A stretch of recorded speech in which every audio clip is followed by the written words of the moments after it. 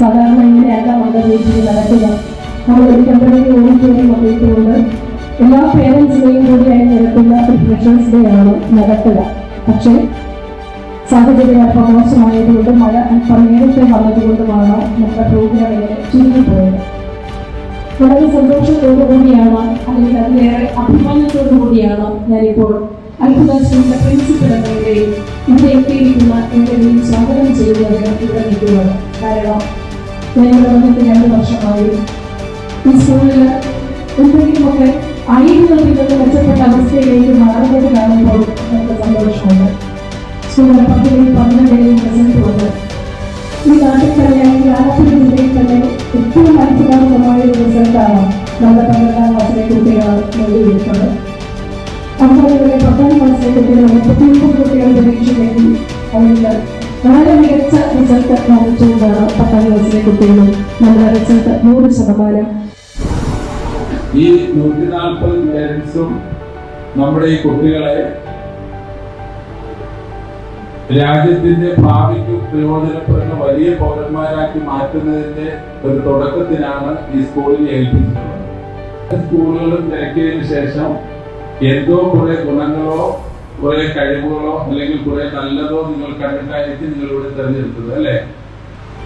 ഒരു ഫീസ് കൊടുത്തുകൊണ്ട്, അഡ്മിഷൻ ഫീസും ട്യൂഷൻ ഫീസും കൊടുത്ത് നിങ്ങളിവിടെ കുട്ടികളെ ചേർത്തത് നിങ്ങൾ എന്തോ ചില കാര്യങ്ങൾ ഈ സ്കൂളിൽ മെച്ചമുണ്ട് എന്ന് കണ്ടെത്താമെന്നാണ് ഞാൻ മനസ്സിലാക്കുന്നത്. തലമുറയെ വളർത്തിയെടുക്കുന്നതായ ഉത്തരവാദിത്വം ഒരു സമൂഹത്തിൻ്റെതാണ്. അത് ഒരു സമൂഹം വളരെ കൃത്യമായി തന്നെ ഏറ്റെടുത്തു കൊണ്ടുപോകുന്നുണ്ട് എന്നാണ് നമുക്ക് കഴിഞ്ഞ കാലങ്ങളിൽ നിന്നും മനസ്സിലാക്കുന്നതിന് വേണ്ടി കഴിഞ്ഞിട്ടുള്ളത്. ഇന്ത്യ പല വർഷങ്ങളായിട്ടുള്ള കുട്ടികൾ ഏത് സ്വഭാവത്തിൽ ഏത് ലെവലിൽ എത്തിച്ചേരുന്നത് നമുക്കറിയില്ല. അതുകൊണ്ട് നമ്മുടെ കുട്ടികൾ വളർത്തുമ്പോൾ നമ്മളെക്കാട്ടി ഒത്തിരി കുട്ടികളാണ്, ആദ്യം വളരേണ്ട കുട്ടികളാണെന്നുള്ളൊരു ചിന്ത നമുക്കുണ്ടാകും. എപ്പോഴും അമ്മമാരാണ് ഇവിടെ ഏറ്റവും കൂടുതലായി എത്തിയിരിക്കുന്നത്. അത് അപ്പോൾ ഒരുപക്ഷെ നമുക്ക് ഹയർ ക്ലാസ്സുകളിൽ ഇത്രയും അമ്മമാരുണ്ടാവില്ല. അതിനർത്ഥം നമ്മുടെ പിഞ്ചു കുട്ടികളുടെ ഒരു യോഗമാണ്, രക്ഷിതാക്കളുടെ യോഗമാണ് ഇവിടെ വെച്ചിരിക്കുന്നത്. നിങ്ങളും കുട്ടികളുമായിട്ടുള്ള ഒരു വൈകാരികമായിട്ടുള്ള ഒരു ബന്ധമുണ്ട്. ആ ബന്ധത്തിന്റെ അടിസ്ഥാനത്തിലാണ് നിങ്ങൾ ഇങ്ങനെ ഇരിക്കുന്നത്. ഞങ്ങൾക്ക് നല്ലവണ്ണമാണ്. അത്ര കഷ്ടത അനുഭവിക്കുന്നതാണ്.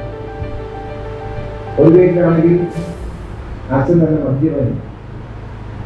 അപ്പൊ എത്ര ശ്രദ്ധിച്ചിട്ടാണ് പഠിക്കുന്നത്.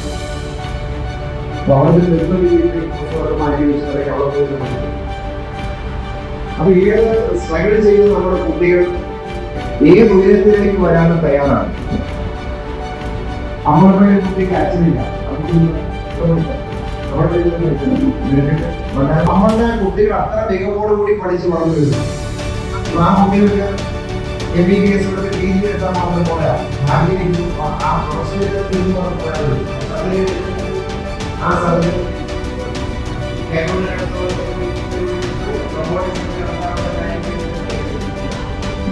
വെച്ചാൽ ശാസ്ത്രത്തിന്റെ ഒരു വളർച്ച അത്രയും വേഗത്തിൽ സഞ്ചരിച്ചിരിക്കുന്നു. അതനുസരിച്ച് ടെക്നോളജി മാറുന്നു, അതനുസരിച്ച് നമ്മുടെ എല്ലാം ജീവിതവും മാറുന്നു. എന്ന് പറഞ്ഞാൽ നമ്മളെല്ലാം ജീവിക്കുന്ന പ്രായത്തിലേക്ക് നമ്മുടെ മക്കൾ വളർന്നു വരുമ്പോൾ എങ്ങനെയായിരിക്കുന്ന ഒരു ലോകം, എങ്ങനെയായിരിക്കും സമൂഹത്തിലെ ജീവിതം എന്ന് നമുക്കിപ്പോൾ ഒന്ന് പ്രെഡിക്റ്റ് ചെയ്ത് പറയാൻ പറ്റുമോ? സ്വന്തം അമ്മയെ സ്വന്തം പിതാവ് ഏറ്റവും നല്ല രീതിയിലാണ് ട്രീറ്റ് ചെയ്യുന്നത്. അതാണ് ഞാൻ പഠിച്ച ഏറ്റവും വലിയ പാഠം എന്നാണ്. നമ്മുടെ ജീവിതത്തിൽ നമ്മുടെ മക്കൾ ആദ്യം പഠിക്കുന്നത് ആദ്യം പഠിക്കുന്നത് അവരുടെ മാതാപിതാക്കളെ കണ്ട. നമ്മുടെ വാക്കുകളേക്കാൾ സ്വാധീനം നമ്മുടെ പെരുമാറ്റത്തിനാണ്. വാക്കുകൾക്ക് കമ്മ്യൂണിക്കേഷനില് പ്രാധാന്യമുണ്ട്, പക്ഷെ അതിനേക്കാൾ കൂടുതൽ പ്രധാനപ്പെട്ടതാണ് body language, non verbal communication. നമ്മുടെ നോട്ടം, ഭാവം, നമ്മുടെ എക്സ്പ്രഷൻസ്, നമ്മുടെ പെരുമാറ്റം. അപ്പൊ നീ ഇങ്ങനെയൊക്കെ പെരുമാറണമെന്ന് പറഞ്ഞിട്ട് നമ്മളൊരു വിരുദ്ധമായിട്ട് പെരുമാറിയാൽ നമ്മുടെ കുട്ടികൾ ആദ്യം ശ്രദ്ധിക്കുന്നത് നമ്മളുടെ വാക്കായിരിക്കും, മറിച്ച് നമ്മളുടെ പെരുമാറ്റമായിരിക്കും. ആദ്യം പഠിക്കുന്ന പാഠം നമ്മളുടെ ജീവിതത്തിൽ മാതാപിതാക്കൾ റോൾ മോഡലായി തീരുമ്പോഴാണ് അത് മക്കളിലേക്ക് കടന്നു ചെല്ലുന്നത്. നമ്മളുടെ വാക്കും പ്രവൃത്തിയും തമ്മിൽ ഒരുപോലെ ബന്ധമുണ്ടായിരിക്കണം. സൈക്കോളജിയിൽ പറയാറുണ്ട്, ഏറ്റവും പ്രാധാന്യം അറിയിക്കുന്ന കാലഘട്ടമാണ് കുഞ്ഞിന്റെ ആദ്യ കാലഘട്ടങ്ങൾ. പ്രത്യേകിച്ച് ആ ഒരു pre school period, school period ഉൾപ്പെടെയുള്ള കാലഘട്ടം ശരിയായ രീതിയിൽ അത് സ്വാധീനിക്കും.